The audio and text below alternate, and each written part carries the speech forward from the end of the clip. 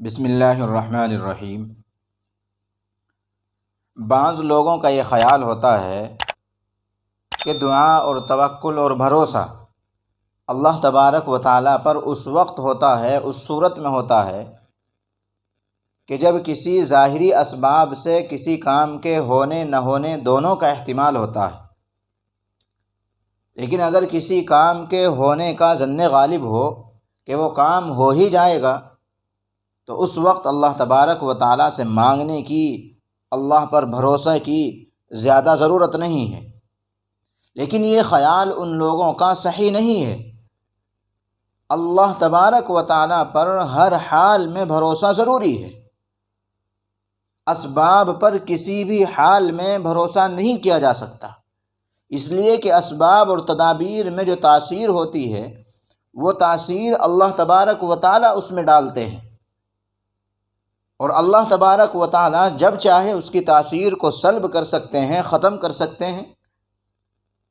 مثال کے طور پر آگ کی خاصیت یہ ہے کہ آگ جلاتی ہے، لیکن آتش نمرود حضرت ابراہیم علیہ السلام کو نہ جلا سکی۔ ایسے ہی چھری کی خاصیت یہ ہے کہ چھری کاٹتی ہے، لیکن حضرت اسماعیل علیہ السلام کی گردن کو کاٹنے سے عاجز رہی۔ ایسے ہی کل ویڈیو میں آپ حضرات کو حضرت یوسف علیہ السلام کا قصہ سنایا تھا کہ ظاہری اسباب کے اعتبار سے وہاں سے نکلنے کی کوئی صورت نہیں تھی۔ اگر حضرت یوسف علیہ السلام اسباب پر بھروسہ کرتے تو وہاں سے نکلنا ناممکن تھا، لیکن چونکہ حضرت یوسف علیہ السلام کو اللہ تبارک و تعالیٰ پر کامل بھروسہ تھا، چنانچہ اللہ کی مدد آئی اور اس محل سے باہر آ گئے۔ اور آپ حضرات مشہور واقعہ سنتے رہتے ہیں کہ ایک صاحب گھوڑا خریدنے کے لیے جا رہے تھے، راستے میں کوئی آدمی اس کو مل گیا۔ اس نے معلوم کیا کہ بھائی کہاں جا رہے ہیں؟ اس آدمی نے کہا کہ گھوڑا خریدنے کے لیے جا رہا ہوں۔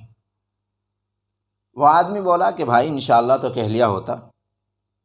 کہنے لگا کہ انشاءاللہ کی کیا ضرورت ہے، پیسے میری جیب میں ہیں، گھوڑا بازار میں ہے، جاؤں گا اور خرید کر کے لے کر کے آ جاؤں گا، انشاءاللہ کی کیا ضرورت ہے۔ آدمی بازار میں پہنچا، سودا طے کرنے کے بعد جب جیب میں ہاتھ ڈالتا ہے تو معلوم ہوتا ہے کہ بڑے میاں کی جیب صاف ہو چکی ہے۔ اب وہاں سے ہاتھ ملتے ہوئے واپس آتا ہے، پھر وہی آدمی اس سے مل جاتا ہے، معلوم کرتا ہے کہ بھائی کیا ہوا، گھوڑا خریدنے کے لیے جا رہے تھے، گھوڑا خرید کر کے نہیں لائے؟ تو بیچارہ جواب دیتا ہوا کہتا ہے کہ کیا بتاؤں، بازار پہنچا انشاءاللہ، گھوڑا پسند کیا انشاءاللہ، سودا طے ہوا انشاءاللہ، جیب میں ہاتھ ڈالا انشاءاللہ، کسی نے جیب کاٹ لی انشاءاللہ، اب موقع بے موقع ہر جگہ انشاءاللہ، ہر جگہ انشاءاللہ۔ اس سے معلوم ہوتا ہے کہ مومن کا ہر حال میں اللہ تبارک و تعالیٰ پر بھروسہ ہونا چاہیے۔ اگر اللہ تبارک و تعالیٰ نہ چاہیں تو اسباب کچھ نہیں کر سکتے، بلکہ بسا اوقات اس کا الٹا ہو جاتا ہے کہ جو چیز سبب حیات ہے، زندگی گزارنے کا سبب ہے، جو چیز سبب حفاظت ہے، وہ سبب ہلاکت بن جاتی ہے۔ مثلا کھانا زندگی گزارنے کا سبب ہے، اور دوا اور علاج یہ سبب شفا ہے، تو بسا اوقات یہ چیزیں اس کا مصداق بن جاتی ہیں کہ مرض بڑھتا گیا جوں جوں دوا کی۔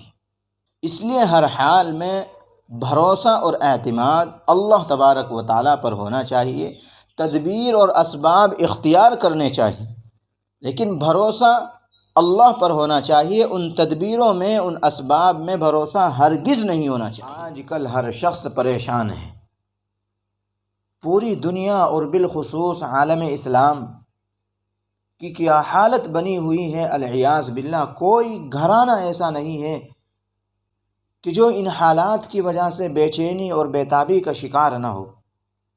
کوئی براہ راست مبتلا ہے تو کوئی بالواسطہ مبتلا ہے، کوئی اندیشوں کا شکار ہے تو کسی کی عزت، جان مال، عزت آبرو محفوظ نہیں ہے، سب کے سب کا برا حال ہے۔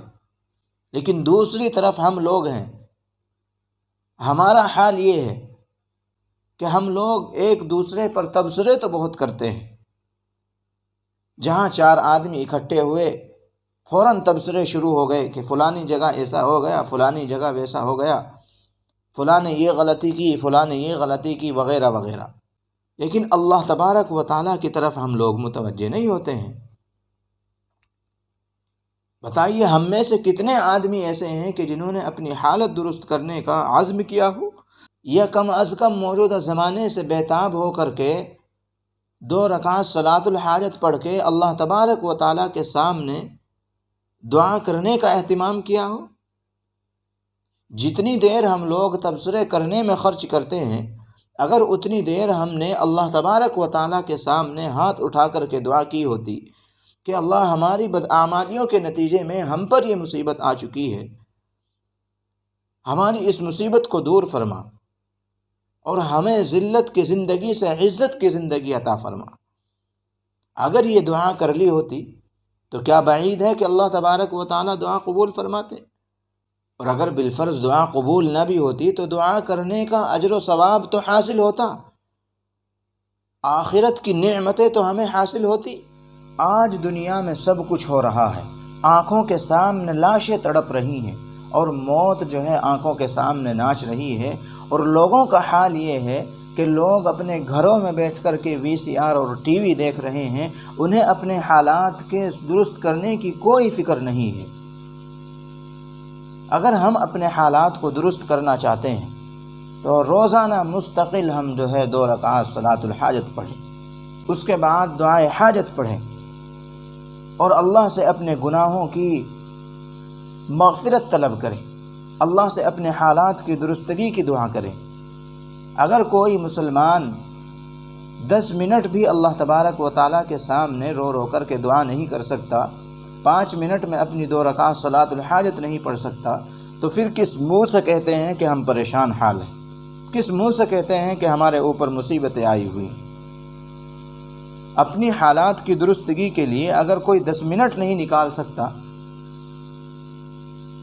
تو پھر اسے یہ کہنے کا حق نہیں ہے کہ ہم پریشان حال ہیں۔ اپنے حالات کی درستگی کے لیے اللہ تبارک و تعالیٰ سے دعا کریں، اور آیت کریمہ لا الہ الا انت سبحانک انی کنت من الظالمین اس کا ورد رکھے، یا سلاموں کا ورد رکھے۔ اللہ تعالیٰ حالات کو درست فرمائیں گے۔ اللہ مجھے اور آپ کو عمل کی توفیق عطا فرمائے۔